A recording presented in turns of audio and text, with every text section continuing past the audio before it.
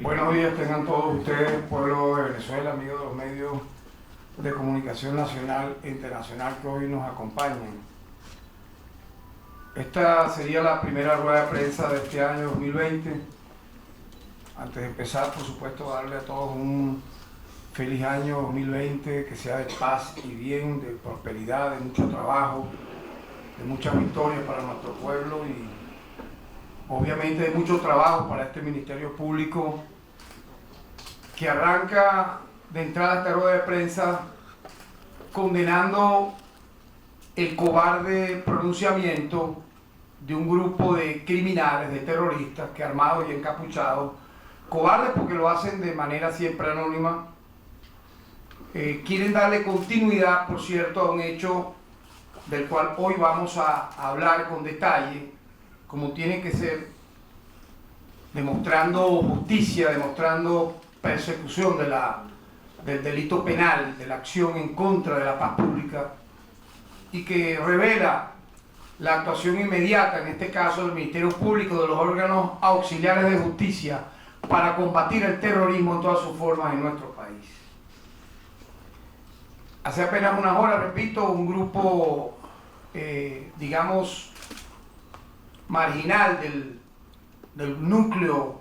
formal que atacó de manera cobarde y artera dos destacamentos militares pertenecientes a la Fuerza Armada Nacional Bolivariana, en medio de una escenografía totalmente rudimentaria, totalmente ajena a lo que implica tener la dignidad de ser oficial o subalterno de nuestra Fuerza Armada. Pretenden, repito, empezando el año, llenar de zozobra al país, anunciando supuestas acciones criminales, hay que decirlo de entrada. Porque cuando nosotros estamos a la vista, por ejemplo, del asalto armado al batallón 513 de Infantería de Selva,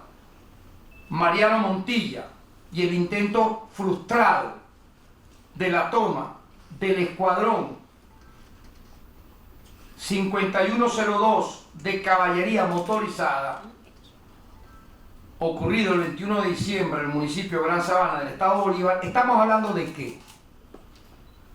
Algunos le hacen loa o elogio de manera obviamente anónima a través de redes sociales a un hecho como este. Otros callan de manera cómplice. Yo me pregunto, ¿el robo de armas de guerra es para qué? Es para matar. Se roban esas armas para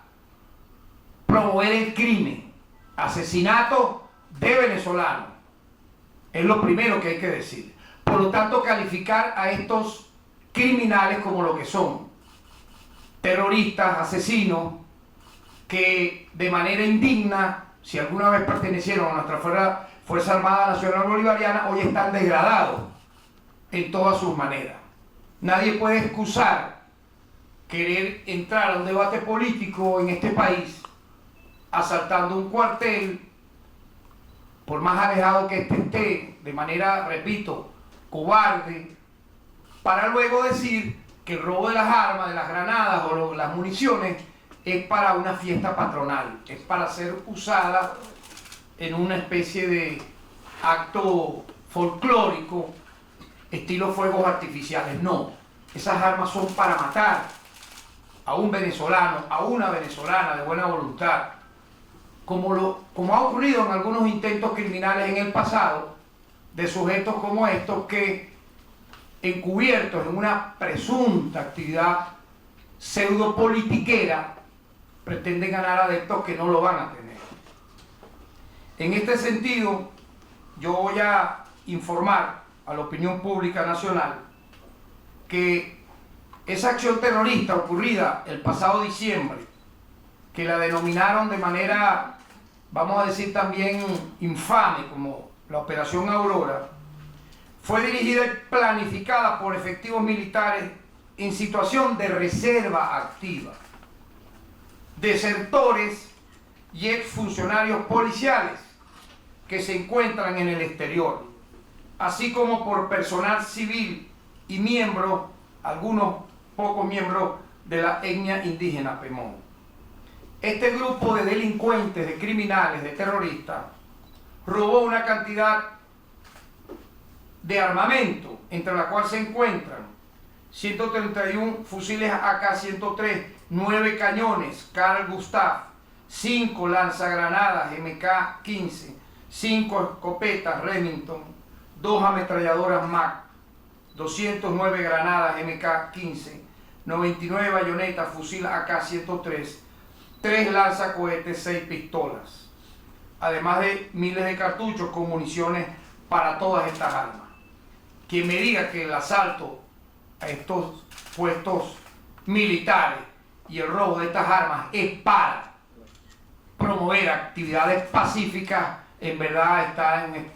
en una situación de enajenación mental grave. Y medio de comunicación, sea cual fuere, que apoye esto, es cómplice obviamente de esta acción que de plano se puede llamar, como dije inicialmente, de carácter criminal, llevada a cabo por asesinos. La efectiva actuación de los cuerpos de seguridad, logró que la mayor parte de este material bélico haya sido recuperado. Además, debo informar que durante la ejecución de estos ataques le dieron muerte, quisieron negar de que fue así, pero ocurrió, le dieron muerte a un soldado de nombre Luis Jamper Caraballo Marcano. Gracias a las investigaciones realizadas, se ha logrado establecer quiénes fueron los autores materiales e intelectuales del hecho. Y lo importante que queremos anunciar el día de hoy es que entre el día de ayer y hoy en la madrugada inclusive, se realizó la audiencia de imputación de quienes han sido detenidos y puestos a la orden de la justicia para que paguen con la máxima pena por estos hechos. Repito, la audiencia comenzó el día jueves y culminó entrada ya la madrugada, en la cual fui informado de manera puntual, en tiempo real, de cómo iba sucediéndose dichas audiencias. En tal sentido fueron imputados los siguientes delincuentes: Edgar Valdés, Alex Caldera, Miguel Reyes, Ismael Guerra, Luis Tobar, Wilfredo José Heredia, José Rondón, Edgar Verdú, Salvador Franco, Julio Delgado, Carlos García, Oscar Albeniz Pérez, Amílcar Pérez, Lisandro González, Frederick Fernández, Fiacenzo Mella, Carlos Fernández y inclusive un adolescente, el cual también fue imputado por los mismos delitos que estos adultos delincuentes que he mencionado. Esto da un total de 18 imputados, de los cuales 6 son funcionarios militares y 12 civiles. De ellos 8 pertenecen a la etnia Pemón. Estos detenidos fueron imputados por los siguientes delitos: conspiración para destruir la forma política republicana, terrorismo, sustracción de armas de fuego o municiones en resguardo, asociación. Aparte de estos 18 mencionados e imputados,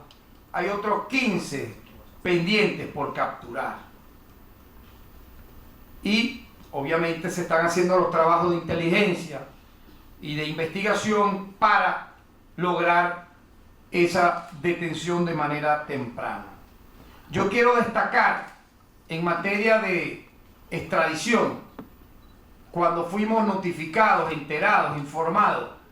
de la aberrante decisión del Ejecutivo brasilero de darle refugio nada más y nada menos que a 5 de estos criminales. Explíquenme ustedes en qué país del mundo que respete los derechos humanos, que atienda la norma del derecho internacional humanitario, que tenga como principio constitucional preservar la paz y cooperar con los países hermanos. Díganme ustedes, ¿en qué país del mundo, a menos que sea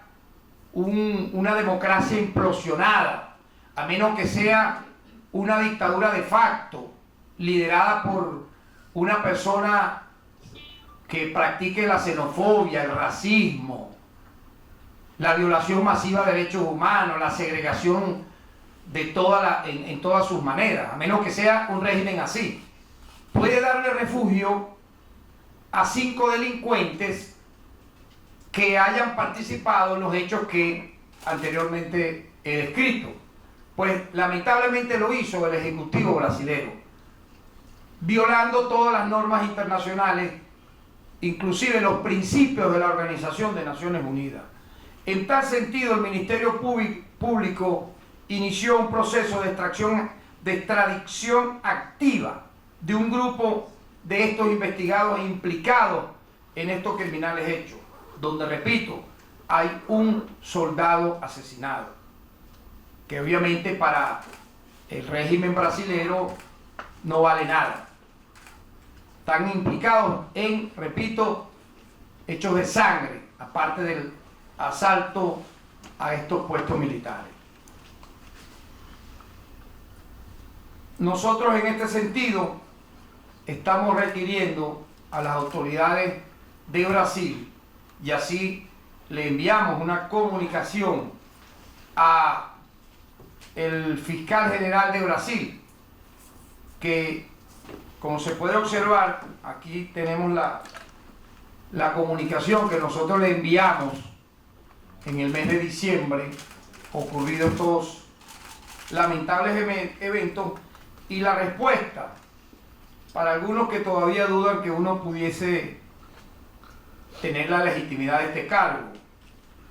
el cual fue, como se sabe, fuimos designados el 5 de agosto del año 2017 por la Asamblea Nacional Constituyente. Aquí responde el fiscal general de Brasil, tratando, obviamente, en los términos de la propia legislación brasilera, actuar en función de lo que nosotros hemos solicitado. Y la respuesta la resumo rápidamente. Dice: a su excelentísimo señor ministro Tarek Saab, Procurador General de la República de Venezuela, colocar la dirección, nos señala que acusa recibo el fiscal general de Brasil, José Bonifacio Borges de Andrada, de la carta que nosotros enviamos con respecto a la solicitud de extradición de 5 exmiembros de la Fuerza Armada Venezolana. Informamos que el expediente fue enviado al Ministerio de Relaciones Exteriores en vista de lo previsto, y allí citan el artículo 5 del Tratado de Extradición entre Brasil y Venezuela, a saber, y allí lo explican, artículo 5, la solicitud de extradición se realizará a través de los canales diplomáticos o, por excepción, en ausencia de agente diplomático, directamente de un gobierno a otro, y se le instruirá con los siguientes documentos. Ya con esta respuesta nosotros, repito, le vamos a seguir dando continuidad como Ministerio Público a que estos 5 criminales, lamentablemente viviendo ahora en condición de refugiados en Brasil, sean entregados a la justicia venezolana y paguen por estos delitos. Esto me da oportunidad, ya para terminar, de opinar, de decir algunas cosas en relación a la intromisión extranjera en los asuntos internos de nuestro país. Ustedes saben que el artículo número 1 de la Constitución de la República Bolivariana de Venezuela establece claramente, y nosotros que fuimos constituyentes, en el caso que me ocupa, presidente de la Comisión de Derechos Humanos de la Asamblea Nacional Constituyente del año 99, habla claramente ese artículo 1 de nuestra independencia, de nuestra soberanía, de nuestra defensa clara de nuestro territorio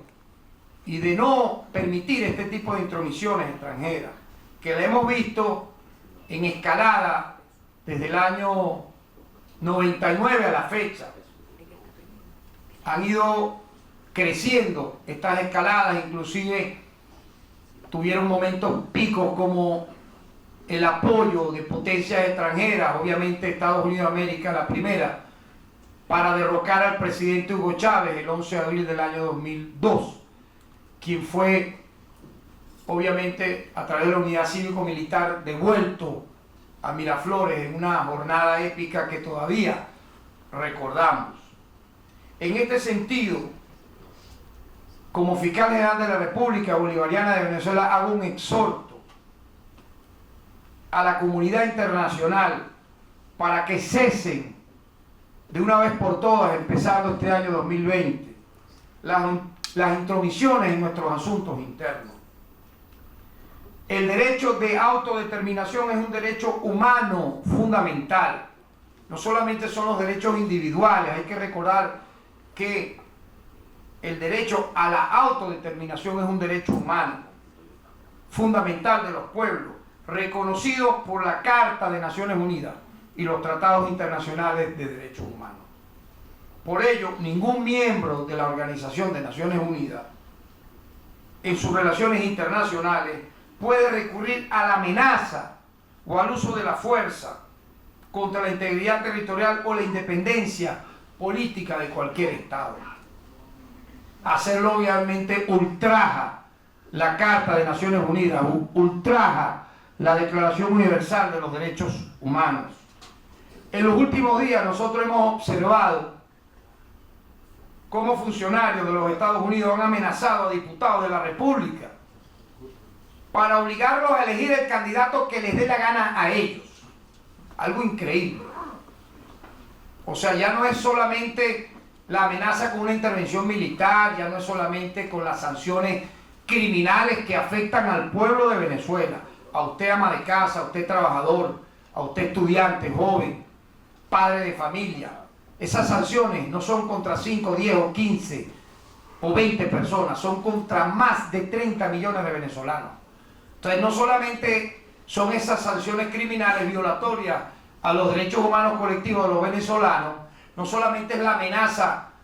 de una intervención militar, no solamente es la creación de falsos positivos en la frontera con Colombia, sino que han dicho descaradamente que ellos le dan una mesada a un sujeto que quedó peor que el Guasón cuando intentó saltar la verja y no pudo, y se le rompió el pantalón y la franela y todo lo demás, algo de verdad para la picaresca más, yo diría, aborrecible de la historia republicana. No solamente eso, sino que amedrentan a diputados, ni siquiera, repito, pro gobierno, no, son diputados opositores, que nada tienen que ver con el Estado venezolano, para que elijan al candidato o a la directiva que el gobierno de Estados Unidos le dé la gana. Entonces, los que no aceptan eso, los amenazan con una serie de sanciones o actos extraterritoriales que no tienen lógica ni, obviamente, basamento jurídico legal. Igualmente, repito, aparte de lo establecido, altos funcionarios estadounidenses han declarado, como lo dije inicialmente, aparte de las amenazas públicas, ellos incluso legalizan, certifican el acto mercenario de extorsión y de soborno a funcionarios públicos venezolanos. Díganme ustedes si eso no es corrupción. ¿A dónde ha ido ese dinero, por cierto? Unos hablan de que son 80 millones de dólares, otros hablan que son más de 100 millones de dólares de sueldo, de mesada, quincenal o mensual. Es una declaración pública oficial que la dio un alto funcionario del gobierno de Donald Trump. Y ustedes la pueden revisar en las redes y en las noticias, tanto nacionales como internacionales. Para que supuestamente estos diputados arrodillados a la, vamos a decirlo así, ejecución de la política de intromisión contra nuestro país sean aclamacionistas de cada una de las decisiones que ellos vayan tomando y le paguen sus gastos, comida, bebida, ropa, manutención, etc. O sea, no basta con que se robaron, entre comillas, la presunta ayuda humanitaria en Colombia para comprar apartamentos, líneas de taxi en España, para irse de fiesta con prepagos en burdeles, donde por cierto murió uno de los implicados en ello y nadie habla de eso, todos le echaron tierra. Es bueno recordar entonces todo lo que declaró Calderón Berti. Ahora no van a decir que Calderón Berti también es un infiltrado del castrocomunismo chavismo, porque hizo las denuncias, claro, las hace luego que lo despidieron de un cargo ficticio, de un embajador, de una, vamos a repetir, de una embajada ilusoria, de una embajada fantasmagórica en Colombia. Después que lo despiden de ese cargo ilusorio, él sí dijo todo lo que ya sabíamos, que se robaron el dinero, que han hecho estragos con la plata de una filial de PDVSA, de Monómero, que han dilapidado todo el supuesto dinero de la ayuda humanitaria, que los desertores de la Fuerza Armada andan mendigando en las calles de Colombia. Diría alguien allá en el Tigre, mi pueblo natal, tarde piaste, pajarito. Pero si retomamos esas declaraciones y vemos lo que ha dicho este funcionario del gobierno de Estados Unidos de América, de que ellos mantienen sobornados y extorsionados a los diputados que acompañan al Guasón, entonces ¿de qué estamos hablando? ¿Cuál es la ética? ¿Cuál es la decencia? ¿Cuál es la probidad? Si ni siquiera tienen una propia independencia para su manutención. En tal sentido, yo quiero ya para culminar, referirme pues a que nosotros como Ministerio Público tenemos que fijar posición sobre estos temas, porque también tienen que ver con la paz republicana, con la estabilidad democrática, con el orden jurídico constitucional de nuestro país. Sin embargo, a pesar de todas estas interferencias y estos ataques, la Asamblea Nacional inició un proceso de reinstitucionalización que nosotros apoyamos. Ese proceso de reinstitucionalización es sumamente sano para la paz ciudadana. Es no solamente necesario, sino que debe ser apoyado por todos los poderes públicos nacionales, entre ellos el Ministerio Público y nuestras instancias que componemos el poder ciudadano. En tal sentido, ha sido electa una nueva junta directiva, no en un edificio ajeno al Palacio Federal Legislativo, al hemiciclo. Lo hicieron con el quórum reglamentario en base a la presencia de más de 150 parlamentarios, y nosotros nos toca ya para finalizar saludar esa nueva junta directiva conformada por Luis Parra, presidente, perteneciente al Partido Primero Justicia; Franklin Duarte, primer vicepresidente, perteneciente al Partido COPEI; José Gregorio Noriega, segundo vicepresidente, perteneciente al Partido Voluntad Popular; y Negal Morales, secretario, perteneciente al Partido Acción Democrática. Ahora, que vayan a decir que no eran de estos partidos y que pertenecían al Partido Comunista de Venezuela, al movimiento de izquierda revolucionaria ya desaparecido, o que van a inventar, es otra cosa. Pero esta es la militancia de estas personas que fueron designadas por los parlamentarios para ser la junta directiva de este año 2020. Se abre entonces un nuevo escenario en el cual el Poder Legislativo debe integrarse al proceso de normalización, de regularización, de pacificación institucional que reclama la República Bolivariana de Venezuela. En tal sentido, nosotros creemos que ya este año 2020 se inicia como un año electoral. Habrá elecciones parlamentarias en este país, tal como manda, como ordena la Constitución de la República Bolivariana de Venezuela. Obviamente se renovará con caras nuevas, con mensajes diferentes de tolerancia, de debate político, de formación ideológica, de búsqueda, en este caso, de adeptos a través no de la violencia, no de las masacres en las calles, no del uso de armas convencionales o no convencionales de encapuchados para matar y provocar a partir de allí un caos, un conflicto que justifique una intervención armada como ocurrió en el 2014 o en el 2017, o toda esta terrible, vamos a decir así, escenografía que siendo totalmente bufonesca fue ciertamente delictiva desde el año 2019, donde un grupo o donde una persona jamás electa para ser presidente de la República, imagínense ustedes, pretendió usurpar el cargo de presidente de la República y hoy también ahora pretende usurpar el cargo de presidente de la Asamblea Nacional cuando no lo eligieron para ninguno de los dos cargos. En tal sentido, estoy convencido que este año va a ser un año bastante positivo en la búsqueda de, repito, edificar, de reconstruir la institucionalidad democrática venezolana en base a la convivencia, en base al debate, en base a las reglas de juego democrática que establece la Constitución y en base al camino electoral, y no el de estos asaltantes armados que en medio de una oscuridad cobarde han pretendido manchar de sangre nuestro país y que hoy están gran parte de ellos detenidos, privados de libertad, imputados por las acciones terroristas que cometieron. Muchas gracias.